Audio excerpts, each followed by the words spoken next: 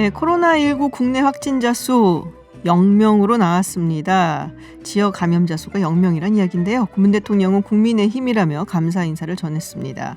황금 연휴라서 또 곳곳에 관광 행렬이 이어지고 있는데요. 마스크 꼭 쓰시고 또 사회적 거리두기 잊지 마시기 바랍니다. 네, 어제 이 시각 대규모 인명피해를 낸 경기도 이천 물류창고 화재 현장에 대한 합동 감식이 진행이 됐습니다. 정부는 12년 전 사고와 판박이라며 재발 방지 대책 마련을 위한 범정부 TF 구성에 나섰습니다. 어젯밤 국회에서 긴급재난지원금 지급을 위한 2차 추경안이 통과가 됐죠. 전 국민이 지원금을 받게 됐습니다. 자세한 내용 서울타임스 전해드리겠습니다. 김지윤의 이브닝쇼 시작합니다. 네, 서울타임즈 시간입니다. 오마이뉴스 박정우 기자, 프레시안 곽재훈 기자와 함께합니다. 어서 오세요. 안녕하십니까? 안녕하세요. 네, 어제 이천 물류창고 공사 현장 화재 소식 전해드리면서 많이 늘어날 거다, 사상자 수가. 왜냐하면 지하에서 일하고 있던 분들이 굉장히 많았고 60명, 70명 가까이 현장에 있었다라는 얘기가 있었거든요. 굉장히 안타깝고 불행한 일입니다. 익숙한 대로 또 사상자 수가 많이 늘어났습니다. 예, 사망자가 38명으로 집계가 됐고요. 네. 부상자는 10명으로 파악이 됐는데 부상자 중에 두 분이 좀 위독하시다 그래요. 그래서 사상자가 사망자가 더 늘어날 수 있는 그런 상황이 되겠습니다. 네, 2008년에 이천 냉동창고 화재 사고와 판박이다. 이게 무슨 얘기인지 조금 전해주시죠.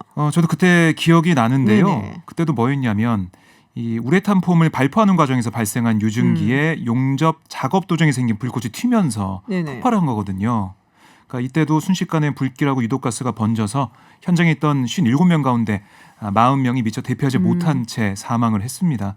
이때도 정말 참사라고 얘기를 하면서 여러 가지 대책이 나왔었죠.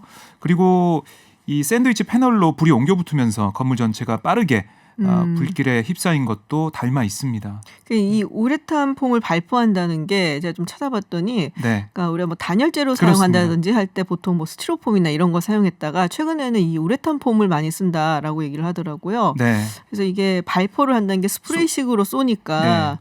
이게 구석구석이라든지 좀 원형이라든지 이런 데는 조금 더 유용하게 활용을 할 수가 있어서 많이 쓰고 있는데, 그때 발포를 하는 과정에 용접을 하고 있고, 그래서 이게 이제 만나면서 사실상 이렇게 화재가 됐다. 비슷한 케이스라는 거잖아요. 그러니까 이번에 기름 성분, 그러니까 유증기가 남아 있는 상태에서 용접 작업 같은 걸 하게 되면 이게 불꽃이 튑니다. 용접을 할 때 그게 유증기와 만나서 불이 일어난 거죠. 그렇게 볼 수가 있는데. 오늘 1차 합동 감식을 벌여서 이 지하 2층을 좀 봤거든요.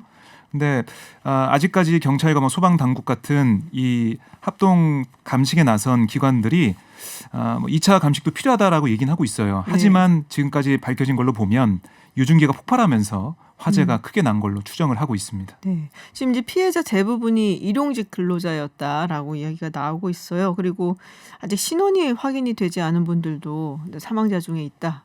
네, 그러니까 사고 직후인 어제 저녁부터 경찰이 신원 확인 작업에 들어가서 지문을 통해서 지금까지 29분을 신원을 확인했는데요. 나머지 9분은 지금 시신 상태가 지문 확인이 불가능한 걸로 전해졌습니다. 이에 따라 조금 전까지 이게 안 나온 상태였고요. 경찰이 이 9분의 유전자를 채취해서 국립과학수사연구원에 지금 검사를 의뢰한 상태입니다. 신원이 확인된 29명 중에는 중국인 1명, 카자흐스탄 2명 등 외국인 3명도 포함되어 있습니다. 외국인 노동자들도 지금 있는. 아이고 참, 여기까지 일하러 왔는데 이게 참 참변을 당했습니다. 그러니까 12년 전에도 시신의 훼손이 심해가지고요. 이때도 치아 의료 기록이나 DNA 감식을 통해서 신원을 파악했거든요. 이번에도 상당수 시신이 옷이 완전히 타거나 그게 훼손이 돼서 신원 파악이 안 된 9명의 DNA 감식을 하고 있습니다. 이 재발 방지 대책을 이야기를 하는데 그럼에도 이제 이게 2008년이면은 12년 전이잖아요. 그렇습니다. 그때랑 지금이랑 별 달라진 게 없다. 뭔가 재발이 되지 않도록 하려는 노력이 필요 없게 하는 뭔가가 이유가 있을 거 아니에요. 그러니까 우선 말씀하신 것처럼 우레탄 작업, 이게 가스가 나오는 가연성 작업이라서 용접하면 안 됩니다. 그러니까 그때도 얘기 나와서 안 하는 걸로 됐거든요. 근데 건설 현장에서는 두 작업을 동시에 하는 경우가 많다고 해요. 급하니까 이제 빨리빨리 진행하느라고. 이것도 어제 이 공사 현장도 85% 정도 공사가 진행됐었어요. 그러니까 빨리 마감해야 되잖아요. 그런 상황이었고, 그리고 건설 자재도 기술이 많이 발전해가지고 불연성 자재도 나온다고 합니다. 근데 가연성을 쓰는 이유가 비싸서? 가연성이 싸니까. 그러니까 불연성은 비싸고 가연성은 좀 싸니까 이렇게 좀 쓰는 면이 있고요. 그리고 이게 가연성 자재가 싼 이점은 있지만 문제는 뭐냐면 불에 잘 타고 유해가스가 많이 나오거든요. 그러니까 한번 불이 나면 진화도 어려워요. 그러면은 완공이 된 다음에도 사실 위험한 그렇죠. 거네요. 그렇죠. 그럴 상황도 있고 그리고 건설업계 쪽 얘기를 들어보면 재해 코스트라는 말이 있어요. 이게 뭐냐면 네. 안전위에 투자하는 돈보다 사고 났을 때 보험금 내고 합의를 보는 비용이 더 싸다. 만약에 그 사고 예방 위해서 투자하는 돈이 100억이라면 사고 보상에 들어가는 돈이 뭐 4, 50억이다. 그러면 재해 코스트가 들어가니까 그냥 이렇게 뭐 싼 걸로 안전을 별로 생각하지 않고 간다는 거죠. 정부랑 국회에서 대책을 세울 때 그런 부분들을 좀 고려를 해야 될 것 같고요. 지금 정부에서도 지금 너무 많은 분이 돌아가셨기 때문에 어제 저녁 8시 반에 이제 문재인 대통령이 대책회의를 주재했고 오늘도 이틀째 계속 회의를 열어가지고 이번 정부 들어서 화재 안전 대책을 강화했는데 왜 현장에서 작동되지 않았는지 살펴라. 대통령이 직접 이런 지시까지 했다고 하는데 좀 방금 박정호 기자가 말씀하신 그런 부분을 나중에 좀 살펴야 될 것 같습니다. 야당에서도 안 그래도 2008년에도 40명 사망한 냉동 창고 화재 사고가 있었고 또 2018년 밀양 세종병원 또 2017년 제천 스포츠센터 이제 이런 거 언급하면서 이 왜 계속 이렇게 반복되는지 대책을 세워야 된다 이런 점을 촉구를 했습니다. 네. 그러니까 산업안전공단에서는 사실 2019년 4월 이 공사가 시작된 다음에 6번에 걸쳐서 이 유해 위험 방지 계획서 이걸 원래 내게 돼 있거든요. 유해 위험을 어떻게 방지할 건지 그 계획서에 문제점 지적했어요. 6번이나. 근데 거기에 대해서 지적만으로 끝난 거잖아요. 사실 그러니까요. 이게. 뭐 그런 점이 아쉬운 거죠. 뭐 시정하겠습니다 그러고 끝났으니까 지금 오늘 이런 일이 있지 않았을까라고 생각을 좀 해보는데 하여튼 뭐 이런 일이 일어날 때마다 하는 이야기입니다. 다시는 이런 일이 없도록 이런 사고가 없도록 해야 된다라고 맨날 말만 하는 것 같아서 굉장히 안타깝고요. 다시 한번 돌아가신 분들 명복을 빕니다. 자, 국회 이야기를 좀 해보도록 하겠습니다. 긴급재난지원금 이제 우리가 다 받게 된 거예요. 물론 이제 안 받겠다라고 생각하시는 분들은 뭐 자발적으로 기부를 하실 수도 있습니다만 이제 많은 분들이 궁금하실 것 같아요. 어떻게 신청을 해야 되는 것인지 뭐 나왔나요? 이런 플랜에 대해서는? 네, 뭐 대체적으로 나왔는데요. 재난지원금 전국에 2,171만 가구에 지급이 됩니다. 네. 근데 먼저 5월 4일에 취약계층 270만 가구에 정부가 현금으로 지원해요. 그러니까 이분들 같은 경우는 정부가 그동안 계속해서 도움을 주고 있는 분들이거든요. 그러니까 계좌가 확보돼 있습니다. 현금을 이체해요. 왜냐하면 왜 현금이냐? 공과금이나 이런 것들 현금으로 지불해야 되는 그런 것들 아마 이 가구들은 힘들 것이다 해서 현금으로 바로 지원을 하는 거고요. 나머지 가구는 자신이 보유한 신용카드나 체크카드 그리고 뭐 지역사랑 상품권이나 선불카드 이 중에 선택을 해서 지원을 합니다. 어디에 가서 신청을 해야 되나요? 그래서 만약 신용카드나 체크카드를 받겠다고 하면 5월 11일부터 각 카드사 홈페이지를 통해서 온라인 신청하면 돼요. 각 카드사 홈페이지를 그렇습니다. 통해서? 내가 쓰고 있는 카드사 홈페이지에 가서 신청하면 되는데 그러면 이틀 뒤에 5월 13일에 포인트가 들어옵니다. 그걸 쓰면 됩니다. 포인트가 들어오고 그걸 쓰면 그때부터 된다. 들어오기 시작하고요. 지역사랑 상품권이나 선불카드로 받으려면 5월 18일부터 읍면동 주민센터나 아니면 지역별로 지정된 지역금고, 새마을금고 같은 데 가서 신청을 해야 돼요.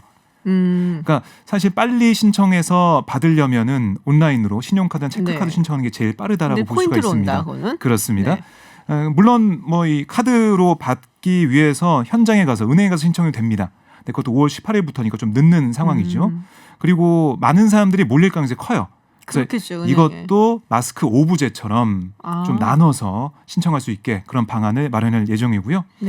이렇게 받는 지원금 자신이 살고 있는 광역지자체에서만 쓸 수 있고 아마 연매출 10억 미만의 그런 식당이나 뭐 가게나 업소에서 사용할 수 있습니다. 그러니까 유흥업소 이런 데는 안 되고요. 유흥업소. 근데 이게 지자체별로 이제 지원금 액수가 차이가 난다. 미리 이렇게 조금 좋은 지자체가 있잖아요. 자, 우리 경기도 같은 곳. 이 경우는 조금 덜 받게 된다. 뭐 이런 얘기가 있더라고요. 그렇습니다. 그러니까 경기도 같은 경우 이 4인 가구의 경우에 그러니까 100만 원이잖아요, 원래. 근데 그 중에 이게 정부 예산과 지방 예산 80대 20 매칭이 돼 있습니다. 근데 경기도 같은 경우는 우리는 이미 좋기 때문에 다시 20%를 낼 수가 없다라고 한 거예요. 그러니까 100만 원을 받게 되면 20%를 뺀 80만 원을 받을 수 있는 거죠. 근데 뭐 이미 받아놓은 금액이 있으니까 계산하고 있어 지금. 얼마나? 네, 서울시 같은 경우는 다 준 게 아니거든요. 서울시는 서울시는 중위소득 100% 미만 가구만 줬습니다. 그래서 그 가구들은 어떻게 되느냐? 40만 원이거든요. 한 4인 가구 기준으로 하면 100만 원이 오면 60만 원 주는 거냐 그러면 그건 아니라고 하더라고요. 서울시는 중복 지원이 됩니다. 서울시는 중복 지원이 그래서 된다. 만약에 중위소득 100% 미만이라서 40만 원을 받은 분들은 100만 원을 받아서 140만 원을 받게 되는 그런 상황이 되는 거고요. 그렇군요. 좀 헷갈리잖아요. 네. 그래서 행정안전부가 5월 4일부터 이걸 확인할 수 있는 재난지원금 홈페이지를 만들어요. 긴급재난지원금.kr. 네. 근데 거기서 신청을 하는 건 아니고 내가 얼마 받을 그렇습니다. 수 있는지를 확인할 수 있는 거라는 확인할 거죠? 수 있는 페이지. 그다음에 여러 가지 궁금한 점을 물어볼 수가 있습니다. 뭐 확인 안 해도 저 계산 나왔어요. 저는. 네, 계산 일단 나왔고 제가 곽재훈 기자님도 계산이 나왔어요. 괜히.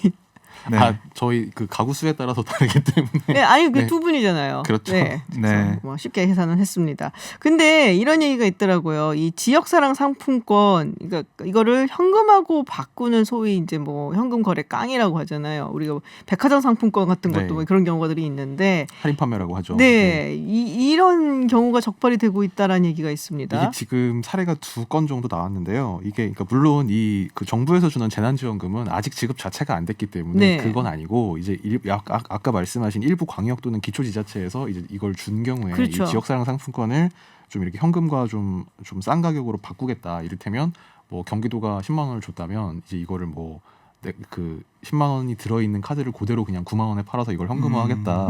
이제 이런 생각을 하는 분들이 좀 나오고 있어요. 네. 그래서 지금 경기도에서 한 분, 그다음에 그 한 명, 그다음에 전북 군산에서 한 명 정도가 나왔는데 일단 이제 지자체에서 이거 아주 엄단을 하겠다, 그 최고 수위로 형사처벌을 하겠다 이렇게 으름장을 놓고 있습니다. 일단 어제 경기도 수원에 사는 한 40대 남성이 이게 10만 원 들어있는 카드인데 내가 9만 원에 팔겠다고 이게 인터넷에 실제로 올렸습니다. 어머. 그래서 이거를 경찰이 그러니까 이 소식이 전해진 건 어제인데 실제로 올린 시점은 좀 됐고요.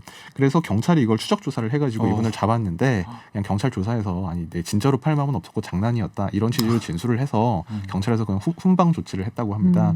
다만 이제 경기도는 이제 처음이니까 한번 봐준 거고, 그러니까 그런 앞으로 형사처벌을 최대한 하겠다. 그래서 이게 이 전자금융거래법 위반으로 이게 3년 이하 징역 2천만 원 벌금까지 매길 수 있어요.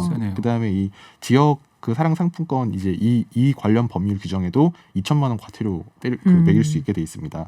또 전북 군산에서는 이제 그 정확하게 이게 누군지 밝혀지지 않았는데 역시 비슷한 취지의 팔고 싶다는 글을 누가 인터넷에 쓴 걸 군산시가 발견을 해서 군산경찰서에 수사 의뢰까지 한 상황입니다. 아 그렇군요. 근데 이전에 박정우 기자님이 한번 그 얘기 하셨어요.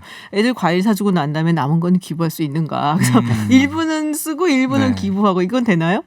예, 근데 박 기자님이 말씀하신 것처럼 일단 받아서 과일 사주고 남은 걸 기부할 수는 없고요. 그러니까 처음에 신청할 때 내가 다 받지 않고 얼마만 받겠다. 그래서 그렇게 할 수 있어요? 예, 신청을 할 때 수령 금액과 이 기부 여부를 신청할 수 있다고 합니다. 그러니까는 일부는 받고 일부는 기부를 할 수가 있는데 그거는 이제 미리 신청할 때 그렇게 해야 된다. 예를 들어서 4인 가구 100만 원인데 우리는 좀 20만 원은 좋은 일에 쓰고 싶어서 80만 원만 받고 20만 원 기부하겠다라고 하면 수령을 80만 원만 하겠다고 신청을 하고 20만 원은 기부하겠다 이렇게 신청을 하시면 된다고요. 그렇군요. 지금 청취자 문자에서 6인 가족은 얼마가 나오는 건가요? 라고 물어보셨는데 이건 4인 이상이면은 모두 그렇습니다. 동일합니다. 다시 말씀드리면 1인 가구가 40만 원, 2인 가구가 60만 원, 3인 가구가 80만 원, 4인 가구 이상이 100만 원입니다. 4인 가구 이상이 100만 원, 그래서 6인 가족도 이제 100만 원으로 그렇습니다. 최고액이 됩니다. 그리고 세대주만 신청할 수 있느냐라고 물어보신 분도 계신데요. 세대주 신청이 원칙인데 오프라인의 경우는 대리 신청도 가능하다. 그렇습니다. 위임을 받아서 할 위임을 수가 받아서. 있습니다. 위임을 어떻게 받아요? 위임 그 서식이나 이런 게 있는 걸로 알고 있어요. 그래요? 근데 그 자세한 거는 5월 4일에 지금 행정안전부가 만들어 놓은 페이지, 홈페이지에 그런 데 보시면 나와 있고요. 그리고 아까 말씀드린 지자체별로 액수가 다르고 헷갈린다고 했는데 행정안전부가 지자체랑 또 논의를 하고 있다고 해요. 그러니까 또 바뀌는 면이 있을 수도 있습니다. 있다. 예, 경기도에서 중복 지원 된다라고 할 수도 있지 않을까요? 있다요라고 희망을 한번 가져보십시오. 네, 알겠습니다. 그 행안부에서 마련하는 웨브사이트는 5월 4일부터 그렇습니다. 거기 자세한 긴급재난지원금.kr 그래서 자세한 정보는 이제 5월 4일 그 홈페이지가 오픈이 되면은 가서 보시면 될 것 같습니다. 자, 추경안 이야기를 했는데요. 다른 법안들 통과된 것도 있습니다. 가장 관심을 받았던 것이 또 N번방 방지법이 있었죠. 예, 뭐 크게 좀 이렇게 보자면 한 3가지 정도였는데요. 네. 첫 번째가 N번, 그러니까 물론 실제로는 이제 통과된 게 90개가 넘습니다만 주목을 받을 만한 것은 이제 주로 3가지였는데 첫 번째가 말씀하신 N번방 방지법이고 두 번째가 그 이른바 태호 유찬이법, 해인이법 등 이제 그 어린이 교통안전 관리 그 개선 법안이 나왔고요. 그 다음에 이제 인터넷 전문은행법, 요게 다시 상정돼서 결국은 통과가 됐습니다. 통과가 됐고요. 네. 하나씩 살펴보면 N번방 방지법이라는 거는 이게 그 성폭력 범죄 처벌 특례법, 그 다음에 형법, 범죄수익 은닉규제법 등 3가지 법률에 대한 개정안인데 중요한 내용만 보면 그 성폭력 범죄 처벌법에서 이제 이 지금까지 불법 촬영물, 그러니까 뭐 앞에서는 그 지금까지는 몰카라는 좀 부적절한 용어를 썼는데 이제 불법 촬영물이라고 표현을 하는데요. 이 불법 촬영물의 경우에는 아동 음란물과 마찬가지로 그 소지 그다음에 시청한 사람도 3년 이하 징역 또는 3천만 원 이하 벌금에 처할 수 있도록 한다. 요렇게 된 것이 가장 그 특징적인 점입니다. 그러니까 N번방 예를 들자면은 그 조주빈과 그 일당 말고도 거의 가입해서 그렇죠. 봤던 사람들도 이제 처벌을 받게 된다는 거죠. 맞습니다. 네. 그리고 이 N번방 사건 사례처럼 이 성적인 촬영물일 경우에 타인의 의사에 반해서 이제 남이 자기 신체를 찍었을 경우에는 지금까지 법률로 의율이 가능했는데 자기가 자기 신체를 스스로 찍은 걸 이제 그거를 규제하는 방안은 없었는데 그 경우에도 이제 어떤 사람이 자기 스스로 찍은 것을 다른 사람이 이걸 빼내가지고 뭐 유포했다거나 이런 것도 처벌이 가능하도록 했고요. 또 이런 촬영물을 이용해서 타인을 협박하거나 강요한 사람에 대해서도 1년 이상 또 3년 이상 징역에 각각 처할 수 있게 하는 조항도 신설이 됐습니다. 인터넷 전문 은행법 같은 경우는 인터넷 전문 은행법 같은 경우에는 이게 저번에 이미 한번 그 좀 큰 토론이 빚어졌고 결국 부결까지 돼서 이제 청취자분들도 대강의 내용은 알고 계실 텐데요. 결국 이게 그 인터넷 은행의 경우에 주식을 이제 지금까지는 그 공정거래법을 위반해서 벌금형을 받으면 이제 특정 비율 이상을 보유할 수 없습니다. 구체적으로는 이제 4%, 25%, 33% 이제 요 단계를 넘어갈 때마다 금융에서 허가를 받아야 되고 그래서 최대 34%까지만 보유할 수 있게 돼 있는 건데요. 지금 이제 이 인터넷 K뱅크 같은 경우에 인터넷 은행인 K뱅크 같은 경우에 지금 최대 주주가 이제 KT가 이 은행의 최대 주주가 될 수 있도록 될 수 있기를 계속 희망을 해왔는데 KT에 지금 공정거래법 위반 전력이 있어요. 그래서 안 되고 있었는데 이제 지금 법안을 어떻게 고쳤냐면 공정거래법 위반 전력을 있어도 이걸 이제 주주가 될 수 있게 한 겁니다. 다만 이제 공정거래법을 위반해도 다 괜찮다는 건 아니고 공정거래법 중에 어떤 특정 조항을 위반한 경우에만 그 주주가 될 수 없게 한다. 이런 식으로 법안을 고쳐가지고 KT는 대주주가 될 수 있도록 지금 개정이 이루어졌습니다. 아 그렇군요. 그리고 어린이 교통안전법 그것도 뭐 좀 개정안들이 지금 뭐 뭐라 그러죠? 축구 교실이었나요? 축구 교실 승합차가 이제 가다가 인천에서 사고가 났었고 작년 5월에 인천 송도에서 이제 사설 축구 클럽에 이제 그 승합차 사고로 초등학생 2명이 숨져서 이 당시에 숨졌던 이 아이들 이름이 태호 유찬이었는데요. 그래서 저는 근데 이게 왜 그 어린이 그 교통안전법 거기에 포함이 안 되는 특별한 그런 차량으로 포함이 안 됐었는데 지금까지 안 됐다는 거 아니에요? 그게 맞습니다. 조금 사실 놀라웠어요. 그러니까 지금까지 뭐 학교 유치원 이렇게만 등등 6종만 돼 있었는데요. 이제 어제 법률이 개정됨으로써 18종으로 확대해서 이제 이 사설 축구 클럽, 그러니까 뭐 체육 교습업 시설도 체육 교습업 시설에 이제 아이들이 그 왕복할 때 타는 버스도 이 어린이 통학 버스 이 규정을 적용받도록 바꾼 겁니다. 놀라웠던 일이죠. 왜 안 돼 있을까? 그러니까 왜냐하면 이게 노란 버스 대체로 다 그렇게 생각을 하고 요새 아이들이 또 버스 타고 많이 다니거든요. 뭐 어떤 학원이든 간에.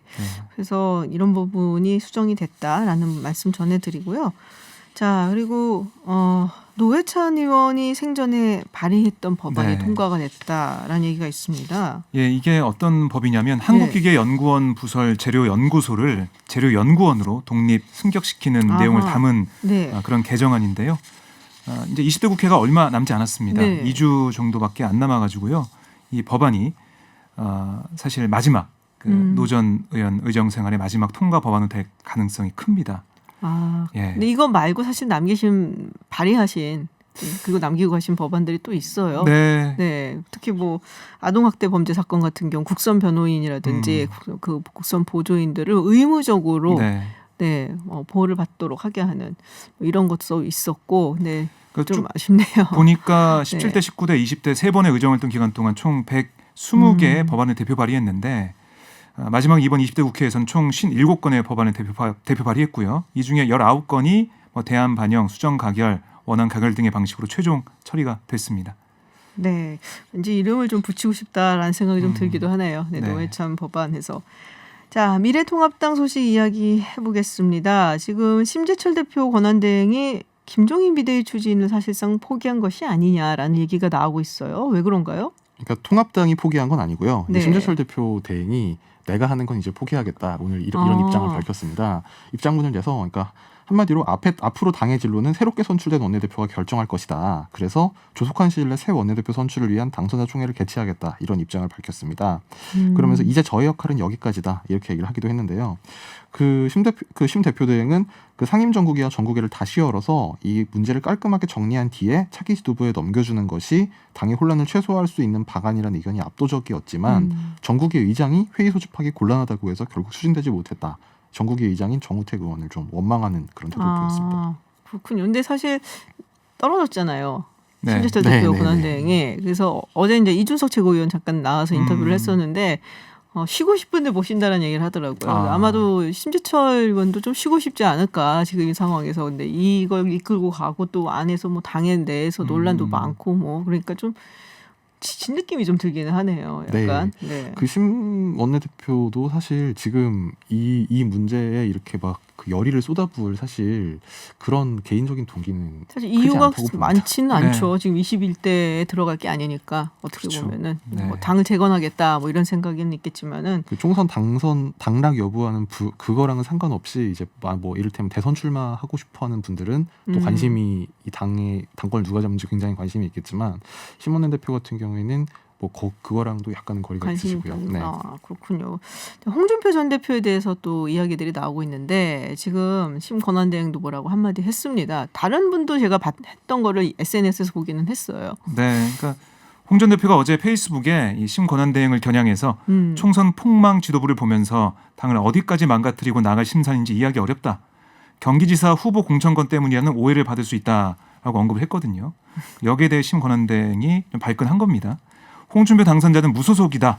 밖에서 남의 당 일에 감나라 판나라 참견할 계제가 아니다라고 비판했고, 그다음에 경기지사 후보 공천권 때문에 그런 거 아니냐라는 홍 전 대표의 주장에 대해서도 허위 사실을 무책임하고도 공공연하게 유포했다라고 지적을 했어요. 그러니까 이게 자신은 공당의 진로를 공천 미략과 같은 사익 때문이라며 폄훼하려는 말은 악의적인 억측이다. 홍 당선자는 자신의 경우에 비춰서 그런 억측을 했을 수 있겠지만 본인은, 그러니까 자신은 그런 개인적인 관심사에 털끝만큼의 생각조차도 들지 않았다라고 얘기를 했습니다. 알겠습니다. 좀 재밌는 표현이 나왔는데 감나라 판나라 할 일이 감나라 배나라 아니에요 원래? 콩팥이 같이 가고 원래 감하고 배가 같이 가는 걸로 감나라 아는데. 대추나라인 것 같아요. 대추나라예요? 나는 배인 줄 알았는데 감나라 배나라인 줄 알았는데 아닌가요? 어쨌든 지엽적인 걸 보지 마시고요. 자신의 맥락을 봐주십시오. 어쨌든 두 개 다 뭐 상관없는 거니까. 네. 알겠습니다. 어쨌든 결론은 홍준표 당선자 무소속인데 그만 이제 얘기해라 뭐 이러는 거죠. 네. 자, 국내 소식 알아보는 서울타임즈 여기까지 듣겠습니다. 지금까지 프레시안 곽재훈 기자, 오마이뉴스 박정호 기자였습니다. 고맙습니다. 감사합니다. 네, 어제 국회 본회의에서는 사회적 공분을 일으켰던 텔레그램 N번방 사건의 재발 방지를 위한 법안들이 통과됐습니다. 이에 따라서 불법 성적 촬영물을 보기만 해도 법적 처벌이 가능하다고 하는데요. 이수정 경기대 범죄심리학과 교수 연결해서요. 이번에 통과된 N번방 방지법 내용 짚어보겠습니다. 안녕하세요, 교수님. 네, 안녕하십니까. 네, 이 N번방 방지법이 통과가 됐습니다. 그래서 불법으로 촬영된 그 성적 촬영물을 보기만 해도 처벌이 가능해진 거죠? 네, 그렇습니다. 지금 기존에는 뭐 촬영물을 이제 불법 촬영물을 만들거나 제작하거나 또는 유포 그리고는 뭐 판매하는 그 정도를 처벌을 했었는데요. 네.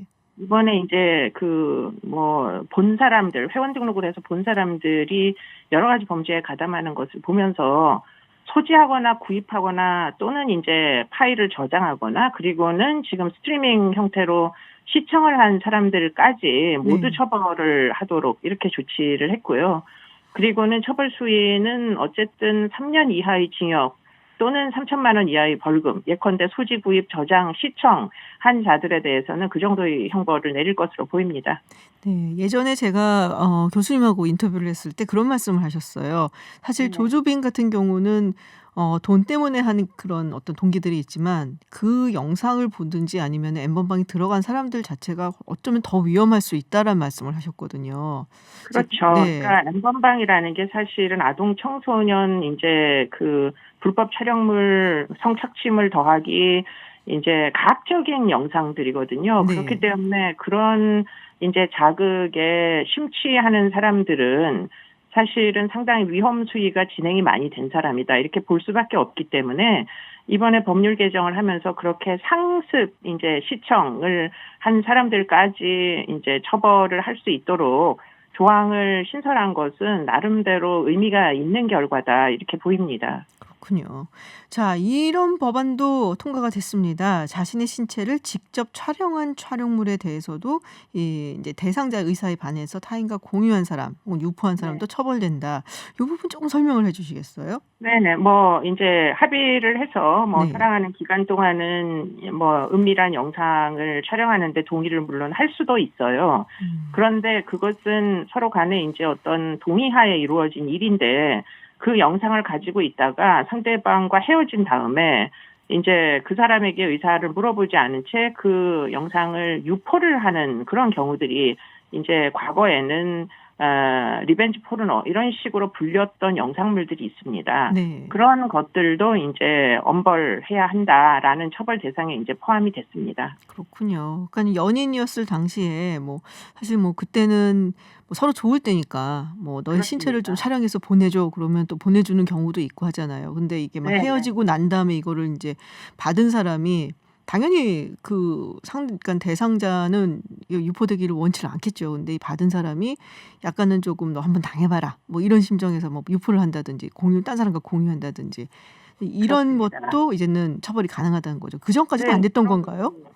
지금까지는 상당히 이제 어려움이 있었습니다. 더군다나 이제 유포를 할 시에 무슨 상업 목적으로 유포를 하는 게 아닌 그런 경우에는 이게 상당히 좀 논쟁의 여지가 있어가지고 엄벌하기가 어려웠는데요. 이번에 굉장히 분명하게 처벌 대상이라는 점을 이제 명기했다. 이런 차원에서 진일보했다. 이렇게 볼 수 있겠습니다. 그렇군요. 이 엠번방 사건 같은 경우도 피해자들이 영상을 직접 찍어서 보내는 경우도 있었잖아요. 그렇습니다. 네, 그러면 그것은 이제 개인정보가 다 빠져나가서 협박을 받아가지고 어쩔 수 없이 이제 그런 종류의 이제 영상물들을 성착취물이다 이렇게 부르는 것들인데요. 뭐 당연히 협박죄 같은 거는 적용이 가능한데 지금 이번에 협박죄보다도 지금 형량은 상당히 올라간 것으로 보입니다. 그래서 최저 형량을 이제 정하고 뭐 몇 년 이상 보통 이런 경우는 엄벌할 때 이제 그런 규정을 만드는데요. 아마도 뭐 3년 이상 이렇게 되면 상당 부분 엄벌에 처할 수 있는 여지는 이제 열렸다 이렇게 이제 얘기할 수 있겠습니다. 그렇군요. 그럼에도 불구하고 우리 교수님께서 보시기에 이런 부분은 좀 부족하다. 뭐 이런 게 있으면은 조금 말씀해 주세요.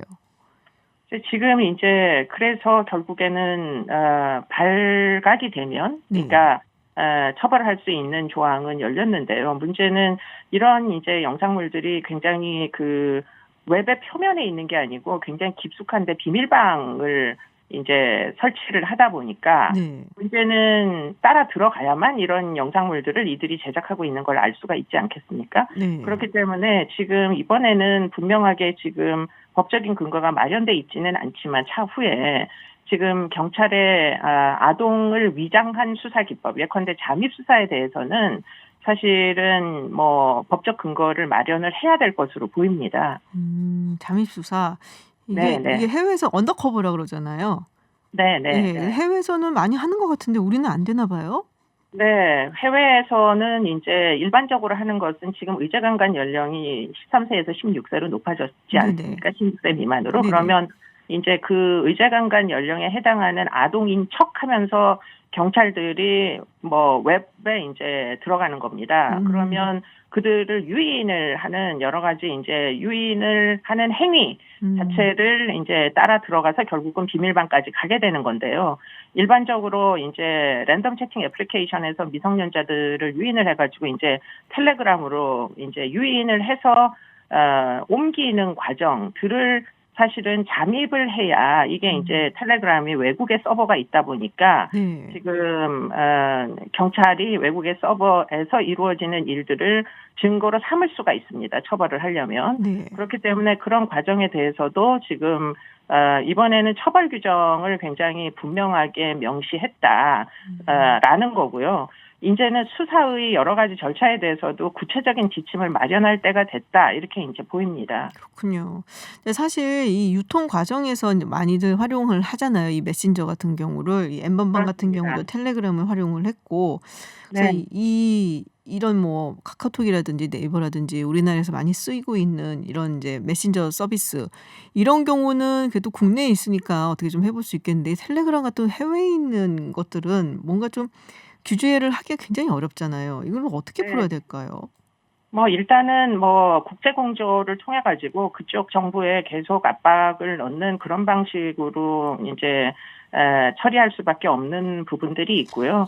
그리고는 그럼에도 불구하고 지금 상당 부분 잠입 수사라는 것이 가능하다면 그 비밀방에서 이루어지는 이제 일들이 사실은 국내에 이제 그 실존하는 사람들에 의해서 이루어지는 일들이거든요. 네. 그래서 잠입 수사만 이제 효율적으로 할 수 있다면 그런 이제 불법 행위에 가담한 사람들을 처벌할 수 있는 그런 이제 조치들이 이번에 그 개정안 안에 포함이 돼 있습니다. 그것이 이제 유사강간죄나 강간죄, 그러니까 모의나 계획한 사람, 일종의 이제 예비 음모 같은 것들이죠. 왜냐하면 이게 SNS가 여러 사람이 같이 의논을 해가지고 예컨대 어떤 한 사람을 보내서 미성년자 한 명을 굉장히 도착적인 그런 이제 성 착취를 한다. 그러면은 사실은 보고 있는 사람들도 가담을 하지 않았다 이렇게 얘기할 수는 없는 상황이잖아요. 그쵸.